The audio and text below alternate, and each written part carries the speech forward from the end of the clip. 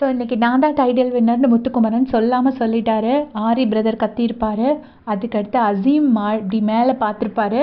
அதுக்கப்புறமா முத்துக்குமரன் இன்றைக்கி அப்படி கத்தியிருக்காரு. அவர் அதுக்காக கத்தலை, அவர் எல்லாரும் குறை சொன்னாங்க. அவர் மஞ்சரியும் அவரும் அடிமட்டத்திலேருந்து உழைச்சி மேலே வந்தவங்க, எந்த ஒரு சப்போர்ட்டும் இல்லாமல் கஷ்டப்பட்டு உழைச்சி முன்னுக்கு வந்தவங்க.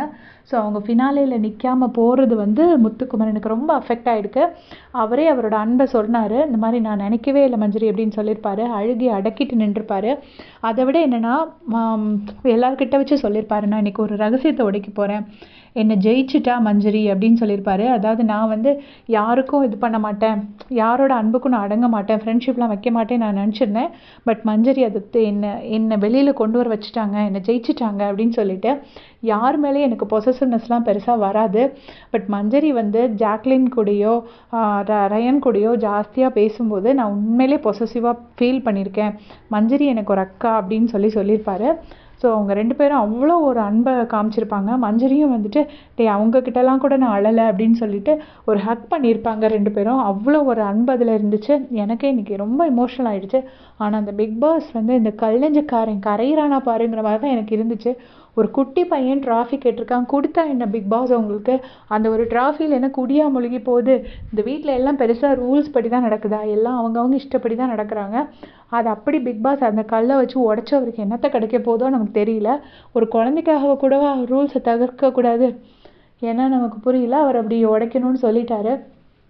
அதுக்கப்புறமா தெரியாதவங்களுக்கு சொல்கிறேன், மஞ்சரி அந்த ட்ராஃபி எடுத்துகிட்டு போகலாமா நிலவுக்காகன்னு கேட்டிருப்பாங்க. அதுக்கு பிக் பாஸ் முடியாதுன்னு சொல்லியிருப்பாங்க. பட் முடியாதுன்னு சொல்லிட்டு மஞ்சரி நல்லா ப்ரைஸ் பண்ணியிருப்பாங்க. அப்புறம் வெளியே மஞ்சரி ஒரு வார்த்தை சொல்லியிருப்பாங்க, ஜெயிப்போம் குமரா, ஜெயிச்சுட்டு வருவோம் அப்படின்னு சொல்லியிருப்பாங்க. அவ்வளோ நல்லா இருந்துச்சு அந்த வார்த்தை.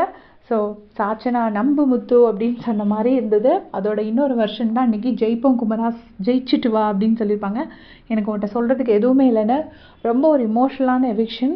ஸோ முத்துக்குமரன் அது முடிஞ்சுதான் வெளியில் ஒரு கத்தியிருப்பார். உடனே அதுக்கு அவர் சீன் போடுறாரு. இவர் என்ன ஆரி கூட கம்பேர் பண்ண முடியுமா, இவர் அவர் கூட கம்பேர் பண்ண முடியுமா? யார் கூடயும் கம்பேரே யாருமே பண்ணலைங்க. அவருக்கு கஷ்டமாக இருந்துச்சு, கத்துனாரு. உங்களுக்கு பிடிச்சா கேளுங்க, இல்லைனா விட்டுருங்க.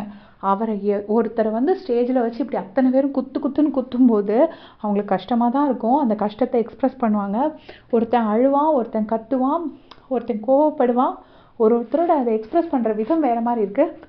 அதுக்கு தான் முத்துக்குமரன் கத்துறாரு. ஸோ முத்துக்குமரன், நீங்கள் கவலைப்பட வேண்டாம். நாளைக்கு ஓல்டு கண்டஸ்டன்ஸ் அவருக்கு கண்டிப்பாக ஒரு பெரிய பூஸ்டப்பாக இருக்கும் அப்படின்னு நான் நினைக்கிறேன். உங்களுடைய கமெண்ட் சொல்லுங்கள்.